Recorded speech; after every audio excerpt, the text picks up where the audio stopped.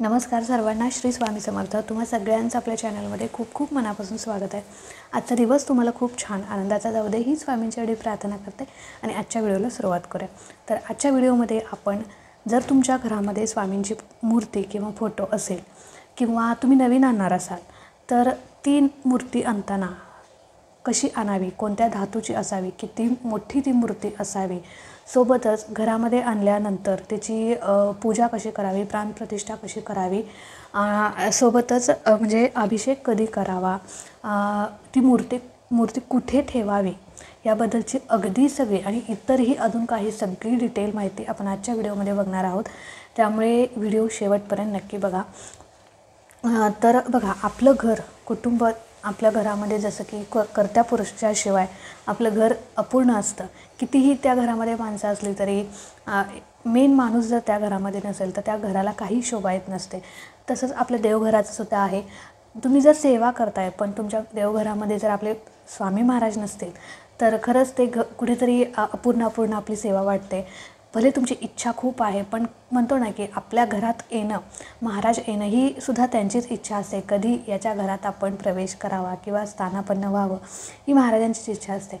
पण तुम्हाला जर वाटत असेल की नाही, महाराजांचा एकतरी छोटा फोटो किंवा मूर्ती माझ्या घरामध्ये असावी, मग ती आणताना कशी आणावी, कोणत्या धातूची किंवा किती इंचाची, ही सगळी माहिती आज आपण या व्हिडिओमध्ये बघणार आहोत. आणि जरी तुमच्या घरामध्ये ऑलरेडी मूर्ती असेल तर तिची पूजा कशी करावी, अभिषेक कसा करावा, ती मूर्ती कुठे ठेवावी याबद्दलची सगळी माहिती आपण बघणार आहोत. तर बघा, आपण काय करतो, एखाद्या तीर्थक्षेत्रावरती वगैरे जातो, तिथून म्हणजे आपल्याला सवय असते की एखाद्या देवाचा फोटो आणावा, मूर्ती आणावी, असं पण प्रत्येकजण करत असतो. पण खरं सांगू का, ज्यावेळी आपण स्वामींची मूर्ती, फोटो आणतो किंवा कोणत्याही देवी देवतांची फोटो, मूर्ती आणतो, त्यावेळी नुसतं घरात आणून देवघरात ठेवून त्याचा उपयोग होत नाही. लक्षात घ्या. मला बऱ्याच वेळा कमेंट्स येतात की ताई, इतकं आम्ही सेवा करतो की म्हणजे खूप सेवा करतो पण आम्हाला काहीच प्रचिती काय येत नाही आहे किंवा काहीच अनुभव काय येत नाही. तर तुम्ही हे एक चूक जर केली असेल तर तुम्हाला कधीच त्याचा अनुभव येणार नाही.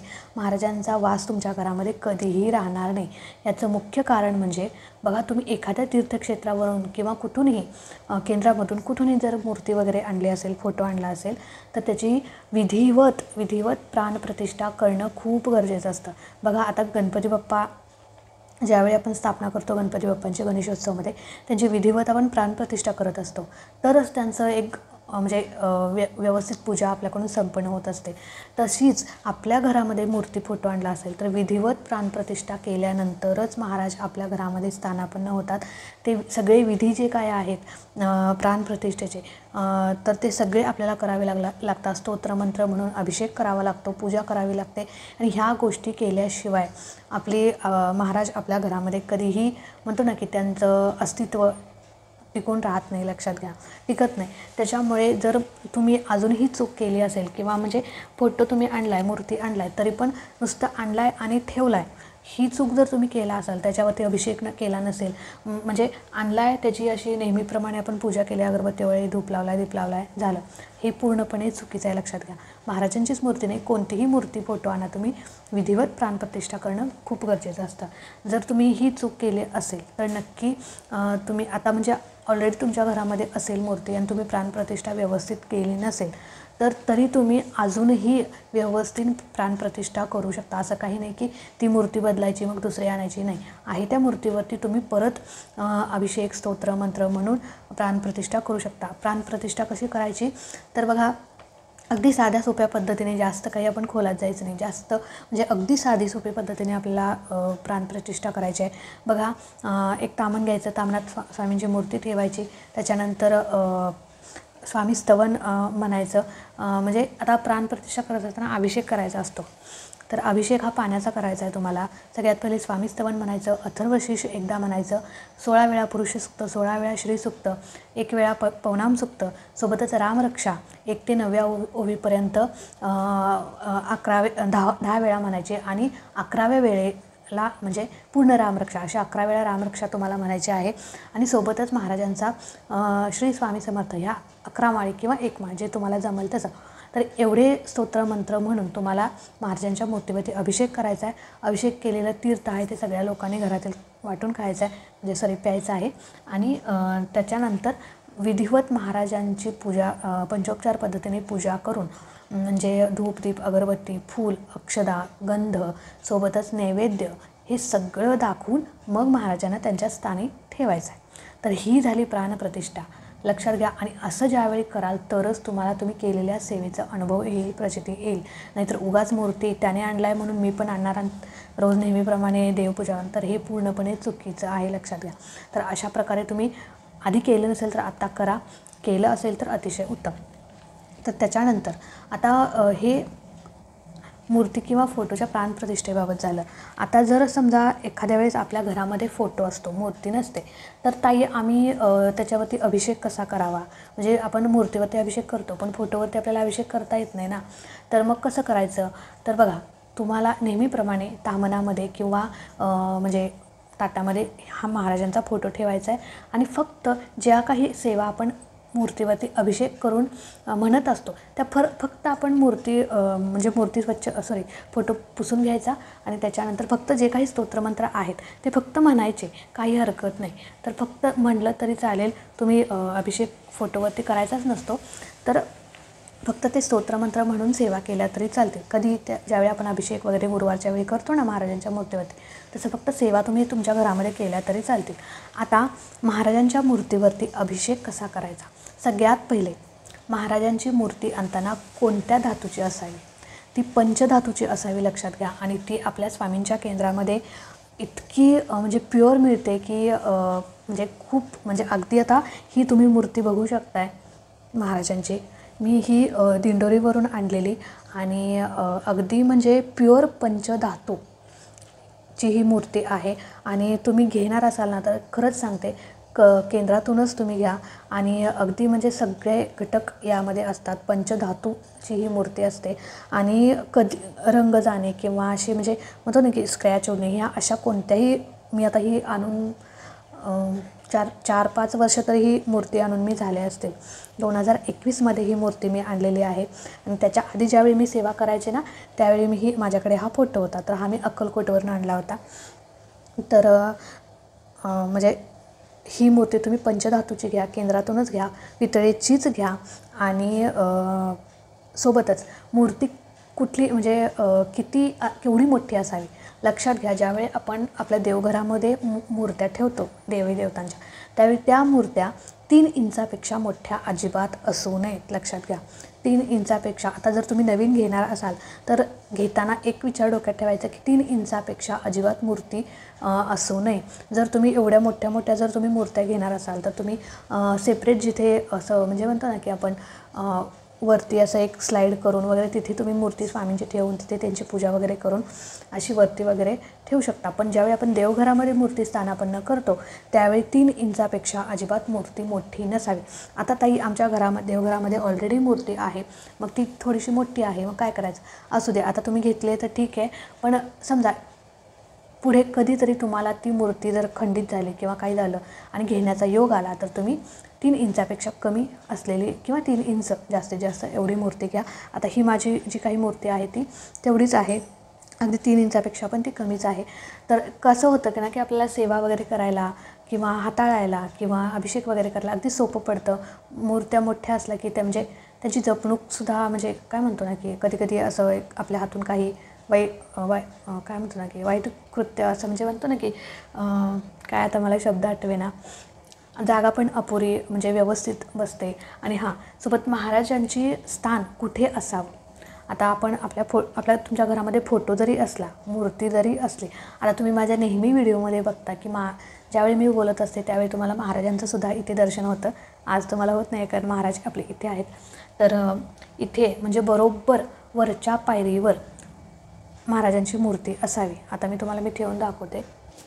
तर इथे बघा माझ्या देवघराला 2 पायऱ्या आहेत आणि ही तिसरी म्हणजे ही लास्ट जिथे मी ग्रंथ ठेवलेला आहे. तर सगळ्यात वरच्या पायरीवर अगदी मध्यभागी महाराजांची मूर्ती आपण ठेवायची असते.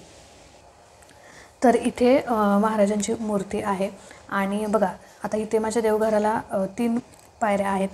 सगळ्यात वरच्या पायरीवरती महाराजांची मूर्ती आपण ठेवायची असते आणि बरोबर मध्यभागी, आता नेहमी तुम्ही माझ्या व्हिडिओमध्ये बघता की इथे महाराजांचं तुम्हाला दर्शन होतं, तर हा माझ्या देवघरामधला सगळ्यात ही वरची पायरी आहे आणि बरोबर सेंटरला महाराजांचं अधिष्ठान आहे. तर महाराज नेहमी वरच्या पायरीवरच का ठेवायचे किंवा वरचं स्थान त्यांना? बघा, आपले महाराज हे ब्रह्मांडाचे नायक आहेत, राजांचे राजा आहेत. आपण त्यांचा जय जयकार करत असतानासुद्धा राजाधिराज योगीराज असा करत असतो आणि म्हणूनच महाराजांचं स्थान हे सगळ्यात वरच्या पायरीवर असावं. तुम्हीसुद्धा अजूनही ही चूक करत असाल तर नक्की ती गोष्ट बदला.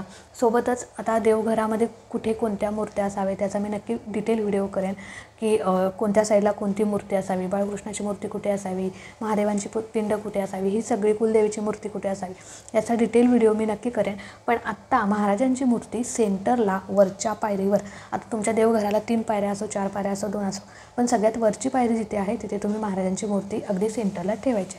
लक्षात आलं? आणि का ठेवायची हे पण मी तुम्हाला सांगितलं.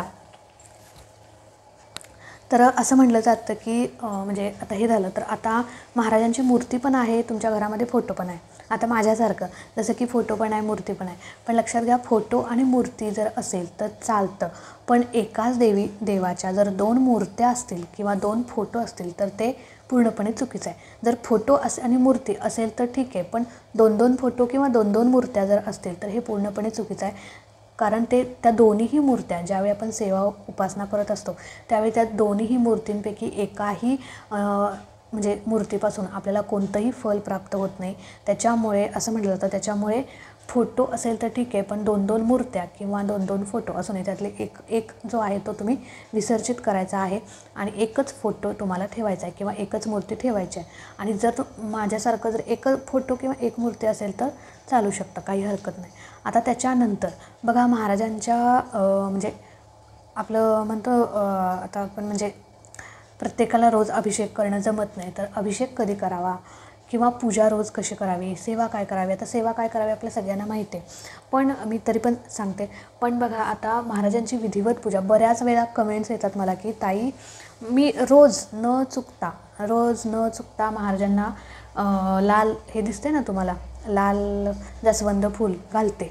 मला कितीतरी वेळेला कमेंट्स आल्या की ताई महाराजांना जास्वंदाचं फूल घालायचं नाही. खरं तर कुठेच असं लिहिलेलं नाही किंवा मी तरी ऐकलेलं नाही अजून की महाराजांना जास्वंदाचं फूल घालायचं नाही.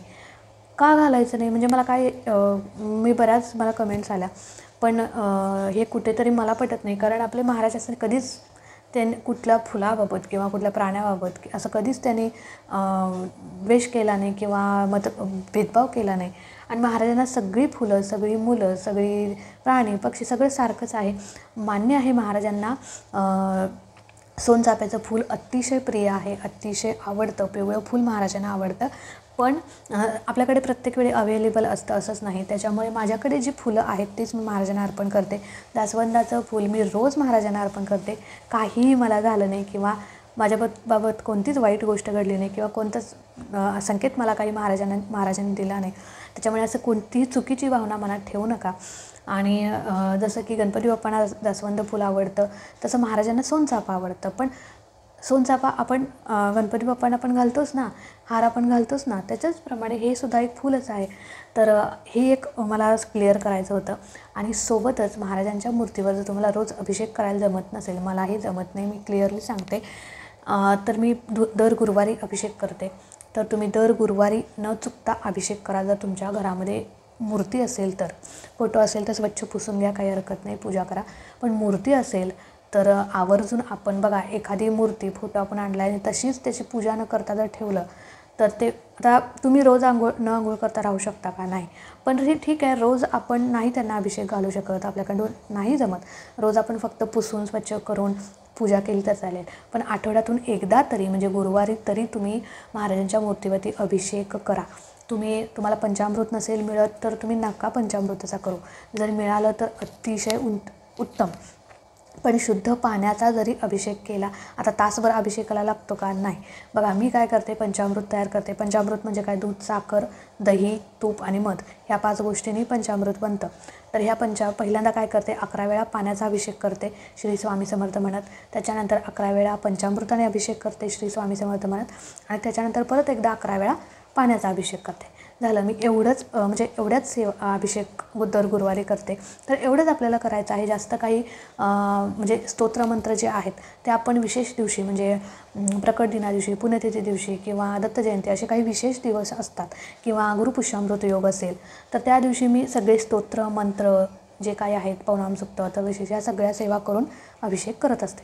पण दर गुरुवारी मी फक्त पाण्याचा, पंचामृताचा आणि पाण्याचा असं 3 वेळा अभिषेक करते. 11 वेळा श्री स्वामी समर्थ म्हणत आणि जे काही तीर्थ आहे ते घरातील लोकांनी म्हणजे सगळे वाटून पितो आणि अशा प्रकारे अभिषेक करतो. आणि नेहमीप्रमाणे पंचोपचार पद्धतीने पूजा म्हणजे धूप, दीप, अगरबत्ती, अष्टगंध. महाराजांना हिना अत्तर आवडतं तर ते पण मी लावते, रोज लावते. गुरुवारी तर लावते. तर गुरुवारी मी म्हणजे आपलं ते उटणं असतं ना, उटण्याने आंघोळ घालते स्वच्छ महाराजांना. केशरी चंदन असतं त्याच्याने महाराजांना आंघोळ घालते किंवा लेपन करते किंवा स्वच्छ मूर्ती करते त्याने. जर तुम्हाला एवढं सगळं शक्य नसेल तर फक्त तुम्ही पाण्याचा अभिषेक करा आणि पंचामृताचा अभिषेक करा, काही हरकत नाही. ठीक आहे. तर अशा प्रकारे तुम्हाला महाराजांच्या मूर्तीची, फोटोची सेवा करायची आहे. आणि अभिषेक करून झाल्यानंतर व्यवस्थित जर पिवळं फूल मिळालं तर अतिशय उत्तम, नक्की अर्पण करा. आणि रोज तुम्हाला जसं जमेल तसे आपण देवपूजा करतो तशी सेवा करायची. असं काही नाही की म्हणजे कधी ना लोक भेटतात की महाराजांची मूर्ती आणले त्यांची म्हणजे असं म्हणजे एक दडपण असतं मनात. काही दडपण नाही, घ्यायचं नाही. बघा अक्कलकोट म्हणजे मी असं म्हणत नाही की तुम्ही पूर्णच सगळं बंद करा. रोज देवपूजा आपल्या घरात झालीच पाहिजे, लक्षात घ्या. पण अभिषेक तुम्ही गुरुवारी घाला, रोज जमत नसेल तर घातलाच पाहिजे. जर ज्या ती मूर्ती आणलाय त्या ते अभिषेक हा आठवड्यातून एकदा तरी झालाच पाहिजे. कितीही तुम्हाला काम असो, कितीही तुम्ही बिझी असो, कोणीही घरातला अभिषेक घाला. तुम्हीच घालायला पाहिजे असं नाही, तुमचे मिस्टर, मुलगी, मुलगा कोणीही घालू शकतं, पण घातला गेला पाहिजे. तर आता हे झालं. त्याच्यानंतर तर सेवा काय करायची. अर्थात तुमच्या घरात स्वामी महाराज आहेत म्हणल्यावर तुम्ही अर्थात स्वामी सेवेकरी आहातच. पण नुसतं मूर्ती आणून, फोटो आणून त्याची पूजा करायची मग झालं असं काय तर नाही. बघा आपल्या हातून त्यांची सेवा देखील घडली पाहिजे, तरच त्यांचा कृपा आशीर्वाद आपल्याला लाभत असतो.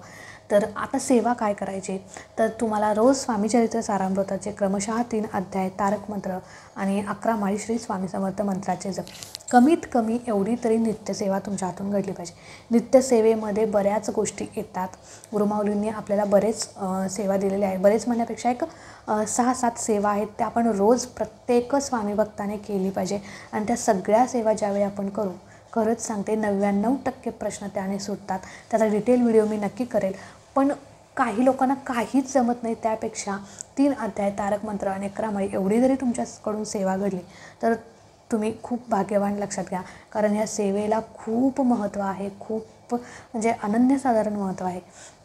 फक्त 3 अध्याय, तारक मंत्र 11 वेळेला नाही ना जमत, 1 वेळेला म्हणा. 11 माळी जमत नाही ना, 1 माळ करा. पण त्या 3ही सेवा मनापासून करा.